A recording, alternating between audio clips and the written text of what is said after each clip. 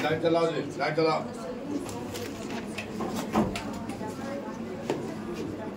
यहाँ बैठो ना, खेल रखा है, यहाँ बैठो। तुम उस कोना पे बैठ जाओ, यहाँ बैठो। चले देखिए फिर। पंखा बंद कराओ, पंखा बंद कराओ, सब पंखा बंद कर दो। टोटल हल्ला ना करेंगे। आज चेक कर दे रहा हूँ। आज हम लोग कल पढ़े थे अंतर्राष्ट्रीय मजदूर दिवस। क्या पढ़े थे? अंतर्राष्ट्रीय मजदूर दिवस, यही पढ़े थे। अंतर्राष्ट्रीय मजदूर दिवस का मनाते हम लोग 1 मई को मनाते हैं। कल का सिलेबस आपको यहाँ तक समाप्त हुई थी। हम लोग पढ़ रहे थे चैप्टर में समाजवाद, साम्यवाद और रूस की क्रांति। समाजवाद को कल देखे थे, साम्यवाद को भी देखे थे और रूस की क्रांति आज हम लोग देखेंगे। रूस की क्रांति आपका जब हुई थी उस समय आपका रूस में रोमनोव वंश का शासन था। किस वंश का? रोमनोव वंश का शासन था। वो शासन जो था रोमनोव वंश का, ये तो आपका रोमनोव वंश में जो शासक थे ना, वो अपने ही सुख सुविधा में लगा हुआ रहते थे। मतलब प्रजा के हित में क्या सोचना है, प्रजा का मांग क्या है, प्रजा का डिमांड क्या है, प्रजा राजा से चाहता क्या है, इन सारे बातों को भूल करके और राजा अपने भोग विलास में जीवित रहता था।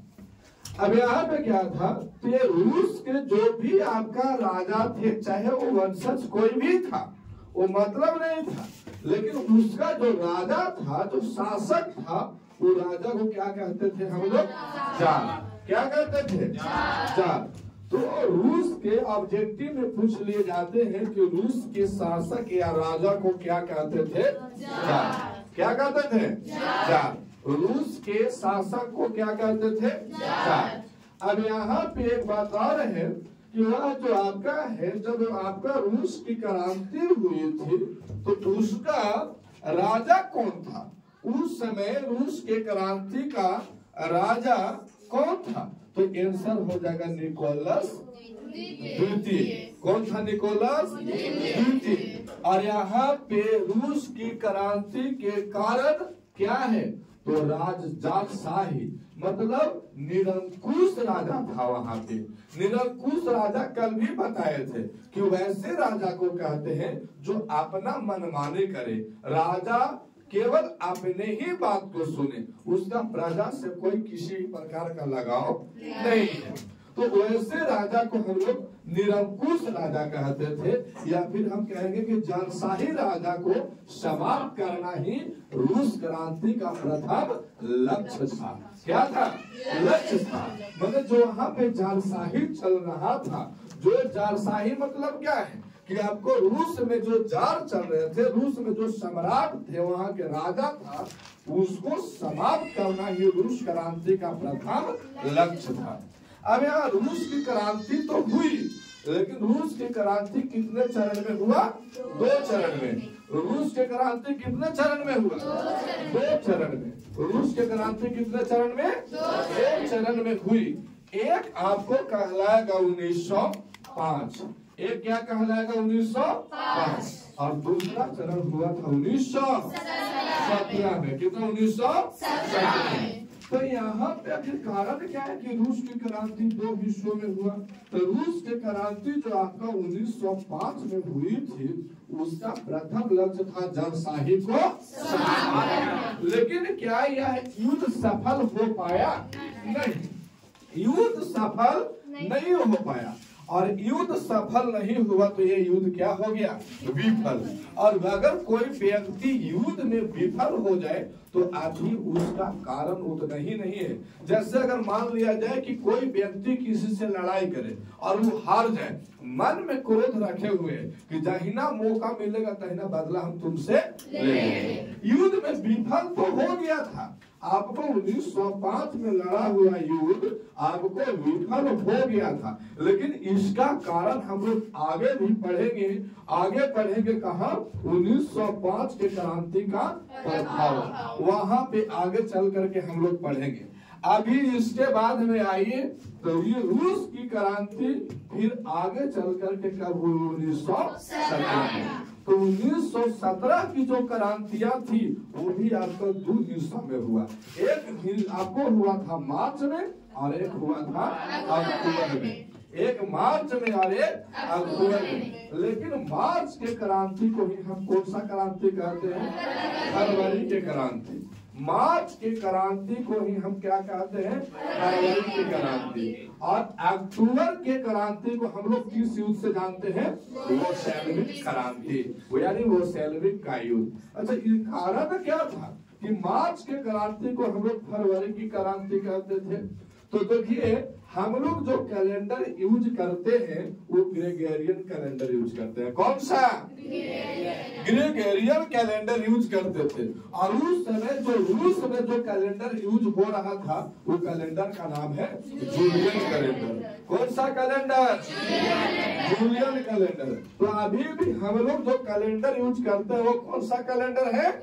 Gregorian calendar. और रूस में उस समय जो कैलेंडर चालू हो रहा था वो कौन सा कैलेंडर था? तो जूलियन कैलेंडर जो है, जूलियन कैलेंडर जो है वो ग्रेगोरियन कैलेंडर से 13 दिन पीछे है। फिर से यहाँ बात उल्टा करके लिखा गया है कि ग्रेगोरियन कैलेंडर जो है वो आपका जूलियन कैलेंडर से 13 दिन क्या है? आगे। लेकिन कोई व्यक्ति बोले कि सर जूलियन कैलेंडर जो है वो ग्रेगोरियन कैलेंडर से 13 दिन क्या रहेगा? तो जब मार्च में युद्ध हो रहा था, रूस की क्रांति हो रही थी, तो 13 दिन पीछे जाइएगा तो क्या आ जाएगा? फरवरी। इसीलिए मार्च के क्रांति को हम किस नाम से जानते हैं? फरवरी की क्रांति। तो एग्जाम में यदि आपसे पूछा जाएगा कि भैया मार्च की क्रांति का व्याख्या करो, या फिर पूछेगा कि फरवरी के क्रांति का व्याख्या करो, तो ये दोनों बात क्या है? बराबर है, कंप्लीट है। इसके बाद में आपका हुई थी अक्टूबर की क्रांति। तो अक्टूबर की क्रांति को हम लोग कौन सा कहते हैं? सैलविक क्रांति। अब यहाँ पे युद्ध का कारण क्या था? तो यहाँ से एक आपको जो 1905 में जो युद्ध हुआ था ना, 1905 में युद्ध हुआ था, तो इससे एक कारण स्पष्ट रूप से आपको निखर करके आगे आया। एक जो आपको कारण था कि जो वहाँ रूस के सम्राट थे, रूस के जो सम्राट यानी जार कहलाते थे, वो अपना शासन छोड़कर क्या हो गया? चला गया था। 1905 में क्रांतियां जो हुई थी, फरवरी की क्रांति या फिर मार्च की क्रांति हम कह सकते हैं, तो इससे आपको वहाँ का जो जार था, कहाँ का? रूस का। वो रूस के जार यहाँ से क्या हो गया था? अपना गद्दी छोड़ करके वहाँ चला गया। इसके बाद फिर आई 1917 में अक्टूबर की क्रांति। तो इसका कारण क्या था? आखिर लक्ष्य तो सेम टू सेम हुए कि भैया 1917 में जब होने का कोई कारण ही नहीं है, 1905 में जो युद्ध हुए उससे आपको तो यहाँ का शासक चल गया था, लेकिन फिर भी अभी पूरी तरह से वो संभावना मिटी नहीं थे। इसके बाद में युद्ध का आ गया कारण, पूछेगा कि रूस के क्रांति का प्रमुख कारण क्या है, या रूस के क्रांति का वर्णन करें। तो हम लोग लिखेंगे, इतना बात को लिखेंगे और फिर नीचे लिखेंगे पैराग्राफ चेंज करके कि रूस के क्रांति का निम्नलिखित कारण है। एक नंबर में देंगे, एक नंबर में क्या देंगे, राजनीतिक कारण। राजनीतिक कारण में क्या था कि जो रूस में जो था ना, वो रोमनो वंश का शासन चल रहा था उस समय। कौन सा वंश का? रोमनो वंश का। अब ये जो वंशज था ना, ये ससुरा अपने आप को एडवांस समझता था और कहता था कि हमारा जो जन्म हुआ है ना यहाँ, वो राजा बनने के लिए ही जन्म हुआ है। अर्थात ये कहने का मतलब कि ये गॉड का गिफ्ट है कि हम जन्म लिए हैं तो हम तुम लोग पर राज करेंगे ही करेंगे। अच्छा, क्या ऐसा हो सकता है? मान लो कि हमारा अगर बेटा बेटी जन्म लेगा तो कोई जरूरी है कि पढ़ाई भी करेगा? नहीं। तो उन लोग को ऐसा मत था कि जो हम हैं, तो हम जो है ना जन्म लेकर के आए हैं, तो हमारा जन्म राजा बनने के लिए ही हुआ है। हालांकि ये अधिकार अच्छा नहीं था, तो राजा अपने आप में क्या करता था, प्रतिनिधित्व को मानता था। मतलब किसी भी प्रकार का हमें किसी से प्रजा से कोई मतभेद भेदभाव को ही समझता था और अपना काम करने के लिए वो विख्यात रहता था। और जो यहाँ का जो राजा था, तो राजा क्या करता था, तो वो आपको 10 गो 15 गो 20 गो आपको चापलूसी ले आता था। मतलब कल चमचा बताए थे, चमचा या चाटुकार उसको बोलते हैं। तो वही चाटुकार के बीच में ला करके और वो आपको जीवन व्यतीत करता था। अर्थात करने का मतलब जो आपको राजा है ना, वो चाटुकारों से क्या होता था, घिरा हुआ रहता था।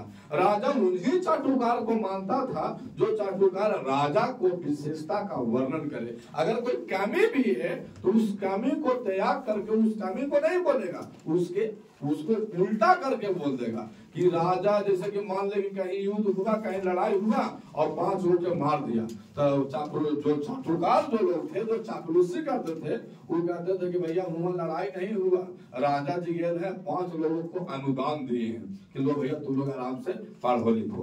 तो बात कुछ होता था और बात कुछ वहां बोला जाता था।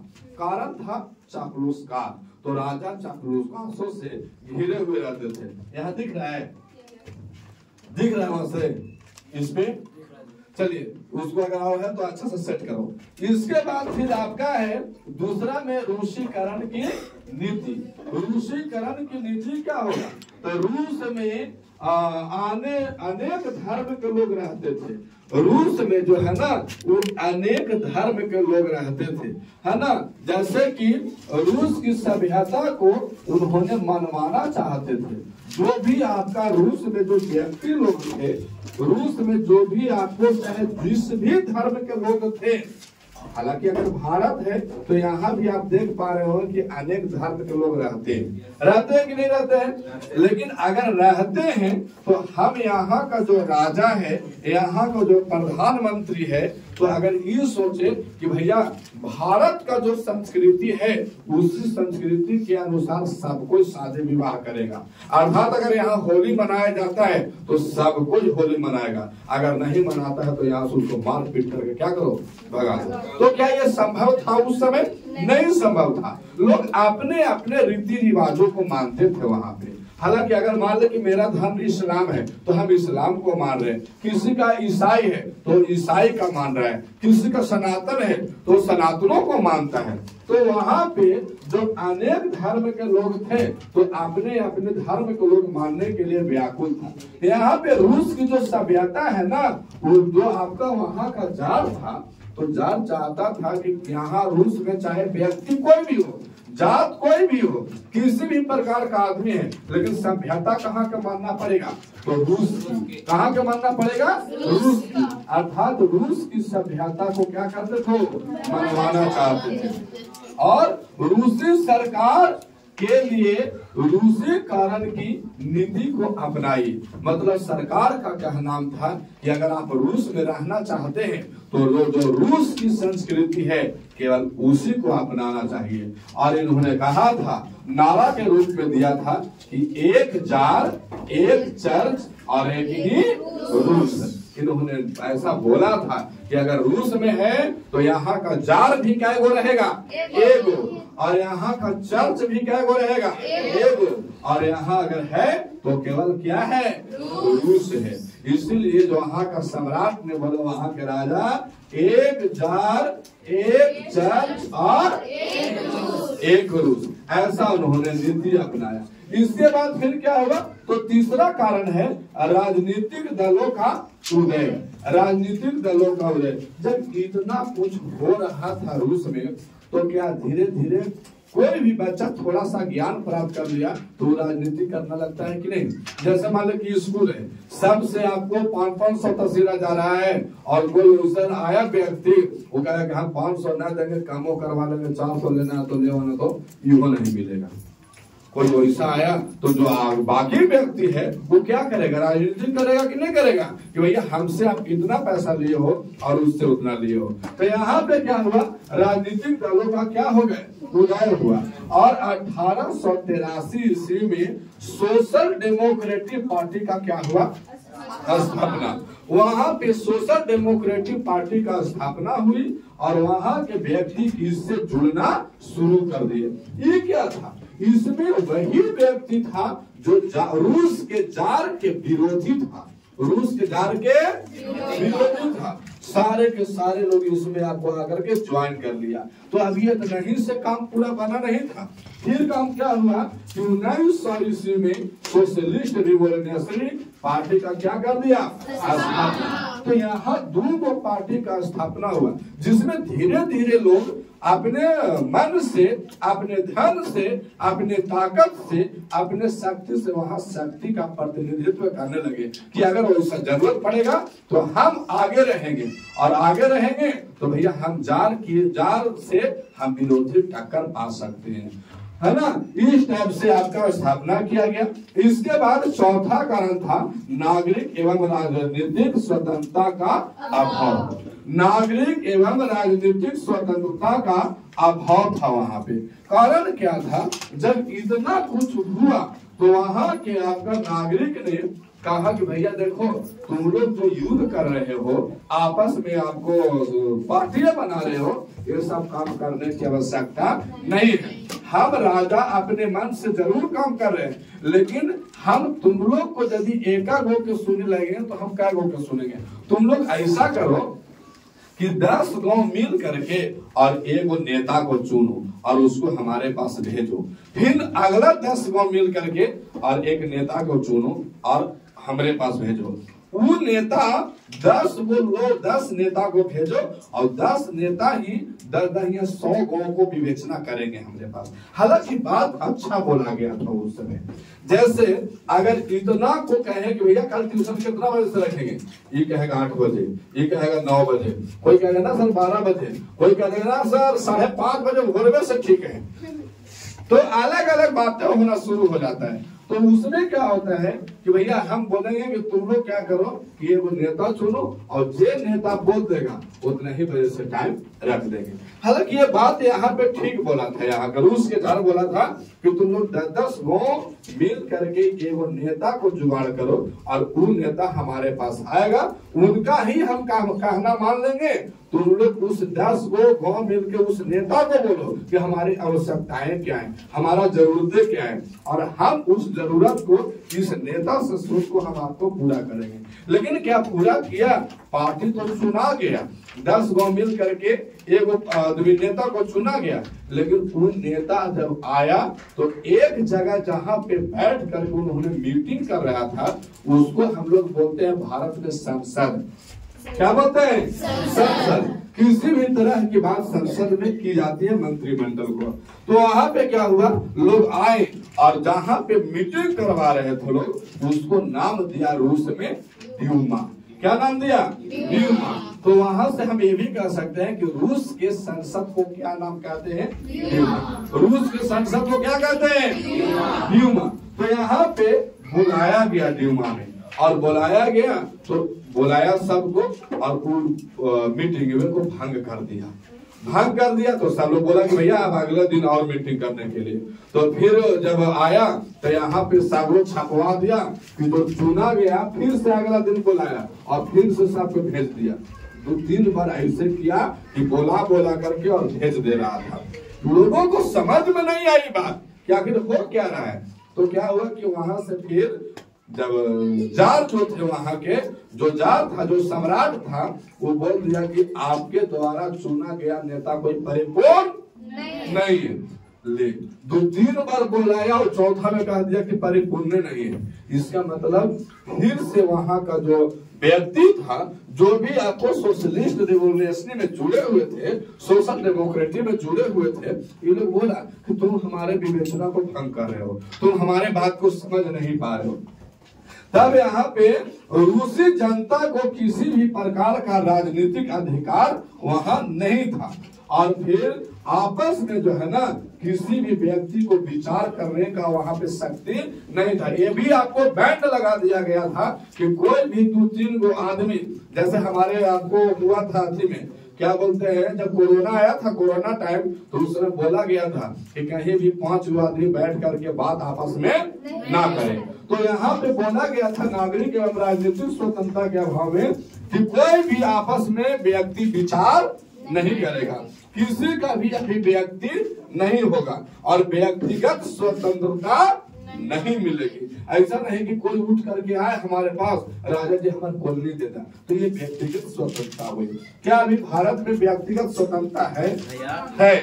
हर एक व्यक्ति को जीने का अधिकार बराबर है, लेकिन उस समय रूस में व्यक्तिगत स्वतंत्रता प्राप्त नहीं थी। और इससे कारण क्या था कि जो राजा कहे, अभी जो हमारे देश में होता है किसी भी प्रकार की बात है तो तुरंत प्रेस रिपोर्टर वाला जाकर के पेपर में छाप देता है, सुबह सब कोई पढ़ लिया। लेकिन वहां जो आपको प्रेस था ना, वो प्रेस का स्वतंत्रता को बंद कर दिया गया था। मैंने किसी भी प्रकार का यदि कोई आपको न्यूज दिया तो भैया उसको छापना नहीं है और जो राजा चाहेगा वही छपवाएगा। तो जो भी गलत काम, हाँ हो गया, अच्छा 10 मिनट। तो यहाँ पे जो क्या होता था कि जो आपका यहाँ पे हुआ प्रेस में, वो प्रेस की स्वतंत्रता नहीं था, जो राजा चाहता था वही छपाई होता था। इसके बाद में अगला कारण है रूस की राजनीतिक प्रतिष्ठा में कमी। आखिर इतना कुछ हुई तो रूस में उसका प्रतिष्ठा पर क्या दाग लगा? तो रूस में प्रतिष्ठा तो बहुत बड़ा था, मैंने हर किसी व्यक्ति का भी प्रतिष्ठा होता है, उसी टाइप से रूस का भी प्रतिष्ठा अच्छा था। उस समय राजा का नाम था, उस समय राजा कौन था? तो राजा आपका था, रूस के राजा कौन था? पीटर महान। कौन था? पीटर महान। इसका शासन चला 1682 से 1725 तक। इसके समय में, पीटर महान के समय में रूस का बहुत बढ़िया लोग आदर करता था, बहुत प्रतिष्ठा देता था। इसके बाद क्या हुआ, तो लोग आगे चले 19वीं शताब्दी में, तो इन्होंने 19वीं शताब्दी में बहुत सारे युद्ध हार गए। जैसे आज हम बहुत अच्छा कर रहे हैं, आने वाला दिन में हम लड़ाई झगड़ा करके हार जाए, कोई होने से आज दूर को मार के चल गया, तो धीरे धीरे क्या होता है, प्रतिष्ठा में कमी। तो आपको 19वीं शताब्दी में क्या हुआ कि इसके शक्ति में क्या हो गई, कमी, प्रतिष्ठा में क्या हो गई, कमी। अच्छा, कमी होने के कारण क्या था? तो इन्होंने 2-3 गो युद्ध हार गया, अगल बगल जापान से हार गया, तो फ्रांस से हार गया, है ना। प्रथम विश्व युद्ध जो चल रहा था 1914 से 1918 तक, उसमें भी आपका रूस भाग लिया था, वहां भी हार गया। तो हारा कौन कौन सा युद्ध, कौन कौन सा युद्ध है रूस में क्या कौन कौन सा युद्ध आपका हारा था? तो हारा कौन कौन? बाल्कन का युद्ध, क्रीमिया का युद्ध और कौन सा? रूसी जापानी का युद्ध। हालांकि रूस ने आपको प्रथम विश्व युद्ध में भी भाग लिया था, लेकिन उसमें भी आपको हार गया, जिसके कारण क्या हुआ, यहाँ पे उसका प्रतिष्ठा क्या हो गया, घट गया, मैंने समाप्त हो गया। और समाप्त हुआ तो बोला भैया, अगर किसी को व्यक्ति जैसे होता है ना कि अगर घर फूटता है तो गवार लूटे और गांव फूटे तो जवार लूटे, ऐसे सुने हो? अगर घर फूटेगा ना तो अगल बगल के पड़ोसी मजा लेगा। 2-4 गो भाई है और भाई में बंटवारा हो जाएगा, तुरंत अगला व्यक्ति तुरंत मजा लेना शुरू कर देगा कि अब इसका घर खराब हो गया। और यदि गांव अगर गांव में एकता नहीं है तो गांव के बगल गिर गांव वाला चढ़ाई कर देगा। तो बात यही हुआ, यहाँ पे इसका प्रतिष्ठा खत्म क्या हुआ, यहाँ 1905 फिर से जा करके सवार हो गया कि रुक बेटा, पहले बार तो विफल किया था, अब आप तुमको समझाते हैं। समझ बात को। तो जो विफल हुआ था 1905 के क्रांति राजशाही को समाप्त करने के लिए, तो पूरे आप कहा दिया कि अब हम तुम्हारे ऊपर चढ़ाई करेंगे। उस समय चढ़ाई का कारण क्या था, तो मजदूर वहां पे विफल हो गया था जरूर, लेकिन अभी भी पूरा एकदम माने अपना जो गुस्सा था ना ठंडा नहीं हुआ था, आया यहाँ पे। तो मजदूर उस समय क्या हुआ कि 1904 ईस्वी तक, कितना ईस्वी तक, 1904 ईस्वी तक रूस में महंगाई काफी बढ़ी हुई थी। रूस की महंगाई काफी बढ़ी हुई थी और जो मजदूरी है ना लोगों का, जिसको 100 रुपया मजदूरी था उसका 80 रुपया मजदूरी हो गया। लेकिन समय वही 12-14 घंटा काम करने का समय वही था। तो यहाँ पे मजदूर होशियार है कि भैया अगर हमको यहाँ पे एक तो महंगाई इतना शीर्ष पर चढ़ा हुआ है और मजदूरी में भी आपको क्या कर दिए, कमी कर दिए, यानी मजदूरी में गिरावट हो गया। तो मजदूर क्या करेगा, अपील करेगा कि नहीं कि भैया हमको चाहे तो मजदूरी बढ़ाइए, चाहे काम के समय को कम कीजिए। इन्होंने भी वही किया, अपील किया। क्या किया, मजदूरी में वृद्धि करो और समय को क्या करो, कम करो। हमारा महंगाई इतना है, आज भी अगर देख लीजिएगा 2 महीना बाद 80 रुपए टमाटर बिके लगेगा। अभी जितना मजा लेना हो उतना मजा ले लो टमाटर का, फिर आपको 80 रुपए 70 रुपए मिलना शुरू हो जाएगा, है ना। तो इस समय आप देखो, मान लीजिए जो व्यक्ति अभी 10 रुपए कमाता है, हर एक व्यक्ति सोचता है भैया हम आपको आगे तक के और कमाएं। तो इन्होंने मजदूरी में वृद्धि करने के लिए बोला और समय को क्या कह दिया, भैया कम करो। हालांकि ऐसा हुआ नहीं। और आपको राजा था उस समय पीटर्सबर्ग, क्या नाम था उसका, पीटर्सबर्ग। और पीटर्सबर्ग ने जब यहाँ पे लोग आंदोलन करना शुरू कर दिए, जो वहाँ के मजदूर थे आंदोलन करना शुरू कर दिया और आंदोलन करके हड़ताल करने लगा। सब क्या कर दिया, हड़ताल।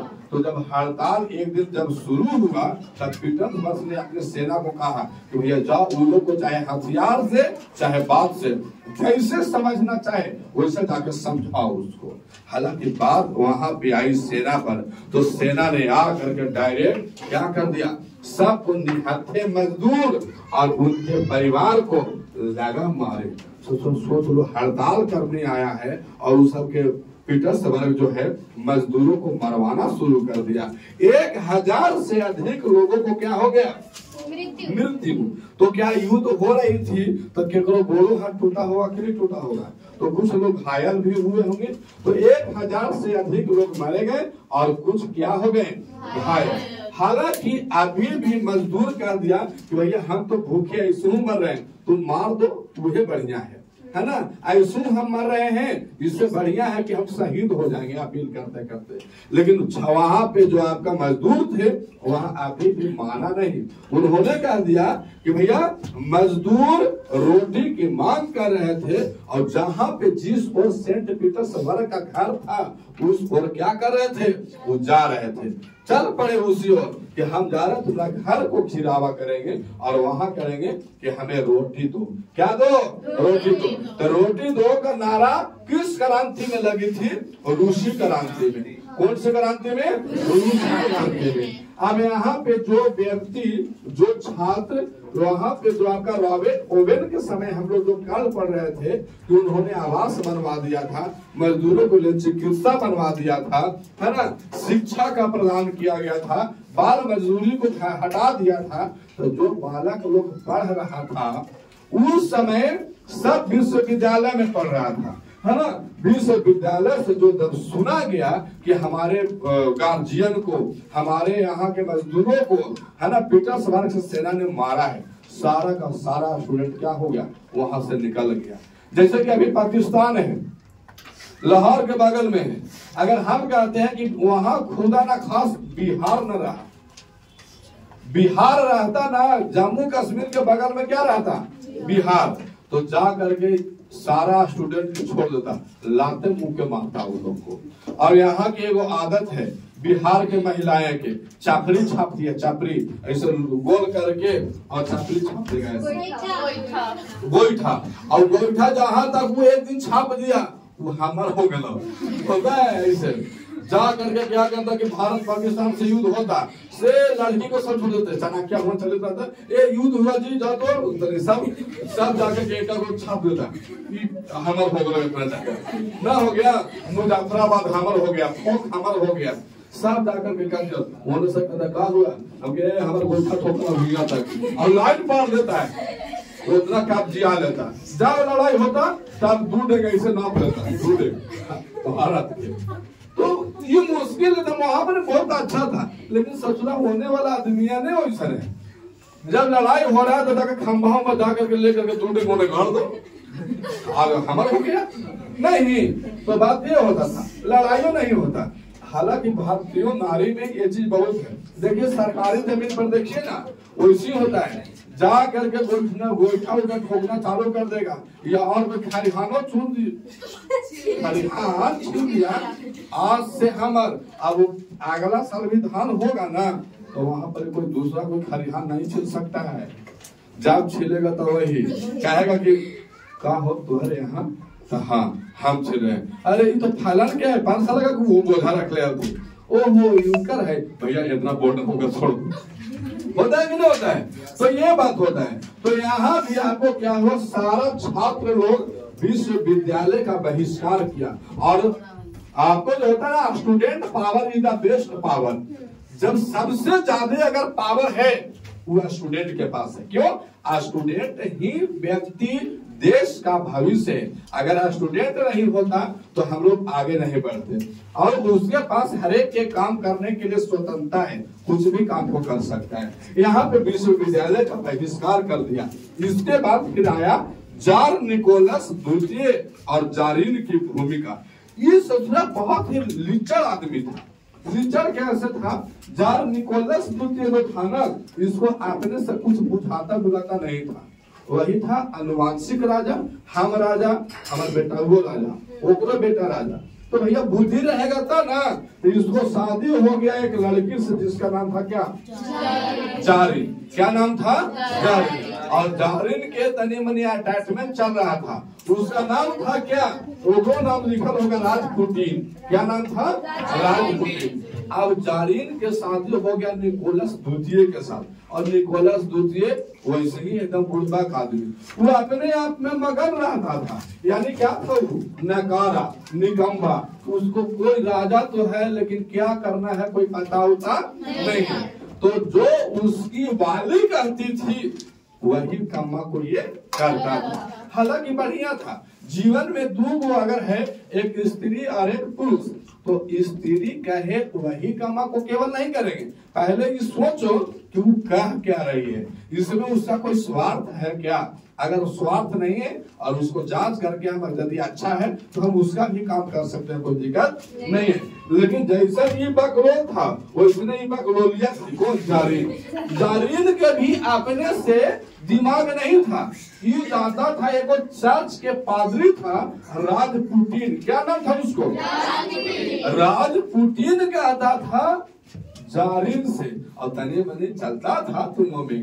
राजपुटीन कहता था किसको? जारीन को, कि भैया देख जारीन, ऐसा नहीं बात है कि राजा को कहो कि ये वाला कॉलोनी पास कर दो। ये जाके कहा जी सुनते हैं, बोलो क्या हुआ? तो ये अपना आगे वाला बात ऐसे कीजिएगा ना तो बढ़िया होगा। बोले ठीक है, हमको करने में क्या दिक्कत है, लौटा देते हैं। तो इसका मतलब थोड़ा सा सोचिए, राजपुटीन कहता था जारीन से और जारीन कहता था निकोलस द्वितीय से। अब तो भैया इसका मतलब एक तरह से घुमा के सोचिए तो उस समय राज कौन कर रहा था? राजपुटीन कर रहा था कि ना? राजपुटीन कर रहा था। और राजपुटीन जो था वह चर्च का क्या था? पादरी। तो इस समय इस सबसे बकवास राजा यही था निकोलस द्वितीय। इसके बाद आया सामाजिक कारण। तो सामाजिक कारण हुआ कि किसानों की स्थिति जो उस समय थी किसानों की स्थिति जो थी उस समय वो कैसा था? 1861 ईस्वी तक मजदूर केवल बंधुआ मजदूर की तरह काम करते थे। बंधुआ मजदूर का मतलब क्या होता है कि भैया हमको कोई काम नहीं है, यदि इसके यहाँ काम कर रहे हैं तो हम इसी के यहाँ काम करें, चाहे पैसा दे चाहे ना दे, और दूसरा कुछ है ही नहीं। तो इस टाइप के काम कौन करता था? बंधुआ मजदूर। वहाँ पे क्या होता? क्रीमिया युद्ध में पराजय के बाद भी एक व्यक्ति था, एक जार था, अलेक्जेंडर द्वितीय। जब क्रीमिया के युद्ध में हारा था अलेक्जेंडर द्वितीय, फिर भी इन्होंने क्या किया? तो फिर इन्होंने क्या किया कि किसानों के बार बार विद्रोह के पूर्व से इन्होंने क्या कर दिया? 1861 ईस्वी में लोगों को क्या कर दिया? कृषि दास्ता का प्रावधान दे दिया, अर्थात कृषि दास्ता को क्या कर दिया? समाप्त कर दिया। इसमें कृषि दास्ता में क्या था? तो कृषि दास्ता में इन्होंने बोला कि कृषि दास्ता था कि भैया देखो, जमीन तो है, तो किसान चाहते थे कि भैया हमको जमीन दीजिए और हम उस पर काम करें। तो जमीन तो दिया, लेकिन जमीन में हुआ क्या कि जार द्वारा दिया गया जो जमीन था ना, तो पहले बोला गया किसान को कि भैया इसमें आप लोग खेती कीजिए, छोटा छोटा विभाग बना करके किसानों को सौंप दिया गया। लेकिन बाद में क्या किया?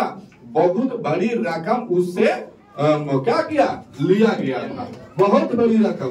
तो क्या मजदूर के पास उतना पहले पैसा था? नहीं था। और पैसा नहीं था तो भैया मजदूर खेत के लिए पैसा कहाँ से लाएगा? तो उन्होंने कैसे कैसे सेठ के पास, उस सेठ के पास जा करके पैसा उसा लिया और ब्याज पर पैसा लिया, और ब्याज पर पैसा लेकर के जार को जाके दे दिया। वो खेत पर हक हो गया किसका? किसान का। लेकिन जार भी कम चालाक नहीं था। वो जार क्या किया कि भैया उन्हें खेत दिया जिसमें फसल नहीं होती थी। मतलब जो आपको क्या हुआ ना कि बारिश हुआ तो फसल हुआ, और बारिश ना हुआ तो राम नाम बात ये हो गया। तो भैया अगर 10% पर जो ब्याज लेकर के खेत लिया है और उसको बाद में देखा गया कि हमको कर्जों भरे भरे से फसल नहीं आ रहा है, तो क्या करेगा? वैसे किसान, वैसे मजदूर, और धीरे धीरे कर्ज से क्या हो गए? दब गए। और दब गए तो उन्हें से सेठ आया, ओ फलन भाई पैसा हो, अरे अभी ना हो भाई का करे। तो ऐसे होता था। तो वहां से बोला कि भैया अब जमीन जो है हमको जमीन ना रखना है, फिर से लौटा दिया उसी को, और जा करके कैसे कैसे करके उसका पैसा लौटाया गया। तो ये कृषि दास्ता था। हालांकि इसको क्या कर दिया इन्होंने? समाप्त कर दिया। ऐसा कहा गया था कि किसानों का जो विद्रोह था ना, वो 1858 से लेकर के 1860 ईस्वी तक, सॉरी 1860 ईस्वी तक कितना बार युद्ध लड़ा गया? पूठा जाकर के मारे लगा राजा हुआ। सो एक मिनट ये बात होता था। तो ये आपको निहिलिस्ट आंदोलन किया गया 1881 ईस्वी में। इस आंदोलन के तहत जार को अलेक्जेंडर द्वितीय को क्या कर दिया गया? समाप्त। यहाँ पे एक पार्टी बनाया मजदूरों ने। कौन सा पार्टी? Nihilist party.